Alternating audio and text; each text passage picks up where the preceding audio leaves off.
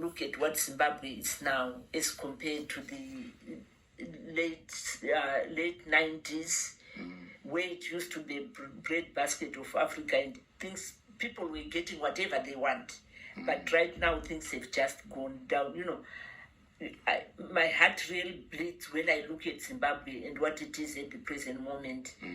That some people are working for a month without getting any salary.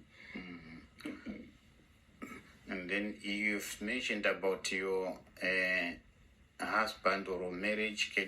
We get something about your children, your life as a married wife, your experience with the hard work you have just narrated? It has been so difficult. When I got married, the cultures were different. Me coming from the Far Eastern, that is the Ndau client, getting married to the Manika client, it was difficult, but there were a lot of adjustments anyway. And what actually made my life a bit better was I was a working woman. And because of that, although women were still classified as a lower class, it was much better when you are earning something within the family. But when I came to the UK, it was so difficult because I was a full-time housewife, a full-time wife, and I still had life to live. It was so difficult to join the three, but I was left with no option. I had to do it because the children were still back in Zimbabwe. I had to support my family. Being the only child God blessed to get out of Zimbabwe, I still had to look after my mother and my siblings, which was so difficult. And, I have just learned something interesting that, marriage is a journey, it's not a destination. You actually have to travel at times at a slow speed, at times you travel fast to get hold of things that you want to get hold of. But what I've just learned in marriage is understanding one another in the journey. Learning, it's a learning process. Your husband learns about you and you learn about your husband. You know what he wants and you know what he wants. Because when my husband joined me, there was a real big cultural shock. Because back home, you wouldn't expect a husband to cook.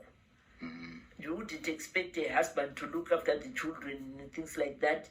But because of that, I could understand him from his own point of view, that this is a cultural shock, which sustained my marriage anyway. And then you've talked about work, marriage, life. Can we have anything apart from what you've just narrated, which is of interest to you? What do you do, say, during your spare time when you are free? I'm a born-again Christian.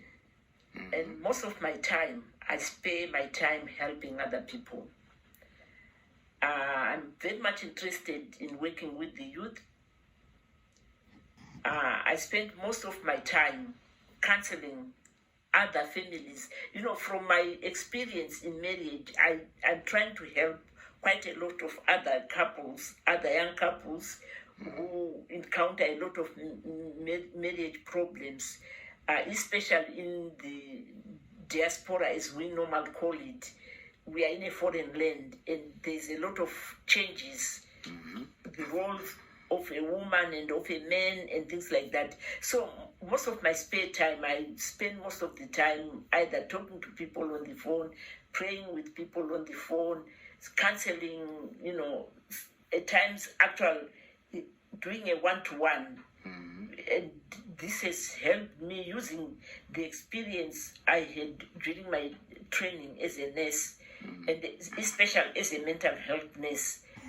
It makes, I'm trying to share that with other people. When they face their problems, we sit down, we talk about it. So that's mainly the thing that I'm interested in, but not forgetting that I love my cooking. I love my food. I love cooking at home. Yes, I go out and eat in the restaurant, but I love my, that taste that my grandmother, Mlambo, taught me how to cook. I still treasure that, and I still treasure handwork. My grandmother used to say, you can't starve when you have 10 fingers, 5 on each hand. I still do that. I do a lot of sewing, which is a career that I've pursued because that was my first career. I did a higher diploma now in pattern making, cutting and designing as part of preparing for my retirement, so that I can sit down and enjoy my sewing and things like that. You talked of, say, helping other people as a Christian. Can you give 1 or 2 examples in whereby you feel you actually helped someone? There was this couple that really was struggling because of the cultural change. The husband was not willing to be left changing the nappies. That was the worst to him, as we ended up sitting down and talking, because they were always fighting, and someone referred them to me. So I actually sat down with them and talked to them and said, okay, to the husband, write down what you want, the wife that you want, and to the wife, write down the husband that you want. Then when we compared the two, I was just trying to help them to narrow the gap, that you are bargaining. When you are bargaining, it's both sides. It's not one side, that you, husband bargain, wife bargain. No, you always bargain. You come closer. And I'm so happy that when they were right at the edge of getting divorced, they are now together.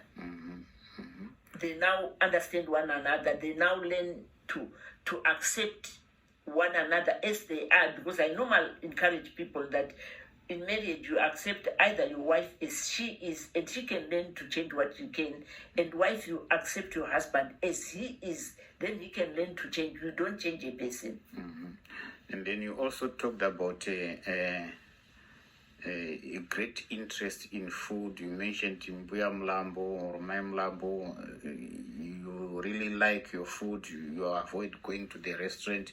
Can you give examples of the typical food you really say, this is my best food, how you prepare it, why you like it? My best food is sadza, which is the staple meat meal in Zimbabwe. But the way I now do it is I mix sorghum, soya, wheat, millet, maize. Then, instead of back home, we used to separate. If you are cooking sadza using millet, it's millet only, but I mix. And when I cook it, right now I've just gone back into that tradition when I love my green vegetables. And I have a small garden that I grow the green vegetables, the organic. I love cooking the organic, and I always laugh with my friends that I used to have sadza with vegetables, but I'm now having more vegetables with sadza. I try to put a smaller portion because I'm trying to reduce on my consumption of starch or carbohydrates, then use more of the other vegetables, and not forgetting meat. I love my meat. I love my meat. Cooked, not always baked. Just throw them in the oven. I can do that. I can do a fry, but I love actual cooking, proper cooking that my grandmother taught me. I understand you are now working in Australia. Are you having all your family in Australia? Yeah, I have all my 2 children in Australia, although my husband is still in here, not feeling well in the UK, but my son is in Australia and my daughter in Australia, and my 3 step daughters, I have them in Australia, although I have my 2 other stepdaughters here in the UK. Those are the ones that I visited this time. So how do you cope with that situation when your husband is here in the UK and you are in Australia? It's so difficult, but I've learned to accept it. That is what it is. It's a bit difficult just for him to come there and fit in the system. The system is sort of watertight. So he's better off being next year, and I keep on visiting and seeing him.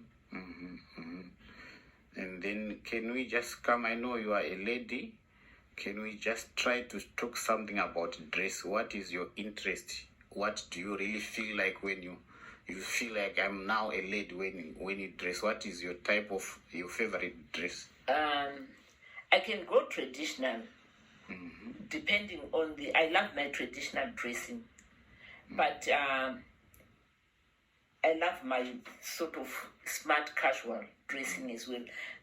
My grandmother taught me all those things, so I love the traditional dressing. I love the smart casual dressing. I normally dress for the occasion. If I'm going to church, I dress like someone going to church. Smart, I can put on a two-piece suit and things like that. If I'm going to the beach, you just see me dressed like someone at the beach. I love that. And then maybe on the same note, you see, I understand people are changing.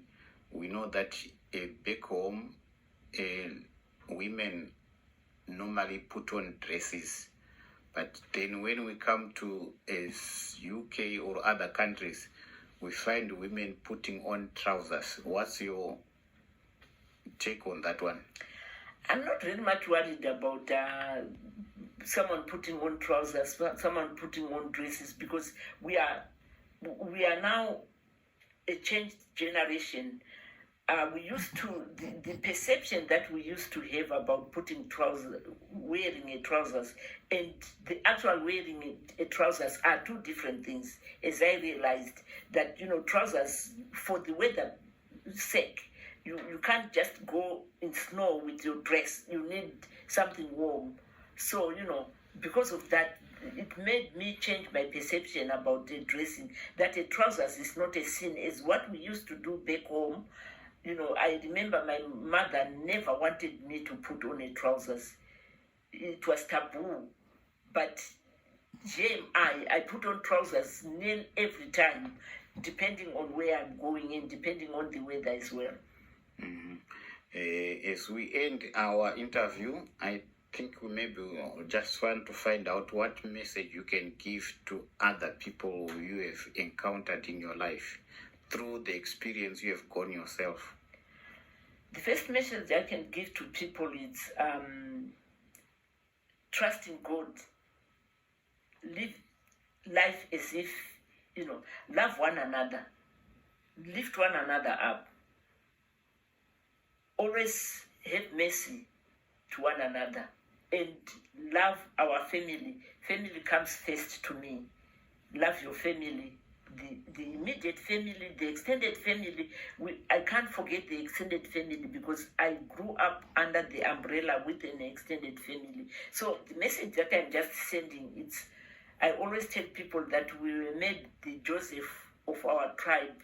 When Joseph was taken from his own country, he helped his brothers. So we actually have to extend our hand to help others as well. And how do you explain the helping part of how do we help other people? How do we love other people? Can you just cite some examples? If you can manage to look within your own family and you see one child or two children that are really struggling, send them to school. I think the help that I was given by my grandmother is, if you teach someone to don't give someone fish to eat, you must teach someone to fish. So I'm encouraging everyone, don't look at yourself and you say, I'm okay.